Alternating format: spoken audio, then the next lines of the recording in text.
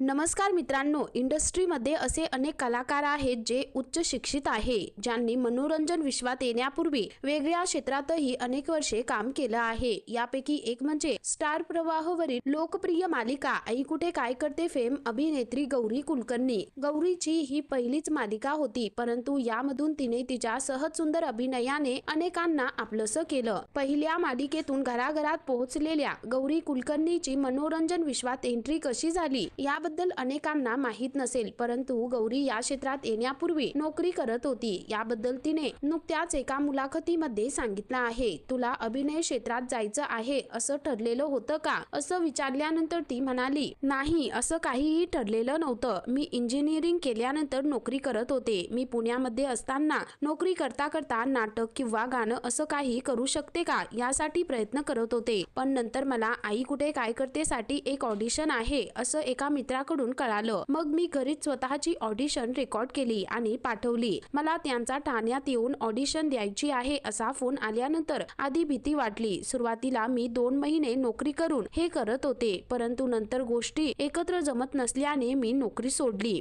गौरीला पुढे ती काय काय करायची याबद्दल विचारल्यानंतर ती म्हणाली, मायक्रोसॉफ्ट सर्व्हर सिक्युरिटी मध्ये जॉब होता माझा। पुढे तिला घरच्यांची संमती कशी मिळाली याबद्दल विचारल्यानंतर ती म्हणाली की मी आई बाबांना सांगितलंच नव्हतं की मी जॉब सोडणार आहे। जेव्हा पहिला भाग येणार होता तेव्हा मी त्यांना सांगितलं की ही मालिका बघा, पण त्यांना खूप धक्का बसला की तू हे काय करत आहेस। फक्त माझ्या 2 बहिणींना याबद्दल सांगितलेलं, त्यांना आनंद झाला, पण मी नोकरी सोडायला नको असं वाटत होतं। परंतु मला दोन्ही गोष्टी एकत्र शक्य नसल्याचं कळलं, तेव्हा त्यांनी मला समजून घेतलं असं अभिनेत्री गौरी कुलकर्णी म्हणाली। तर मित्रांनो, तुम्हाला आई कुठे काय करते मधील गौरी कुलकर्णी आवडते का? खाली कमेंट करून नक्की कळवा।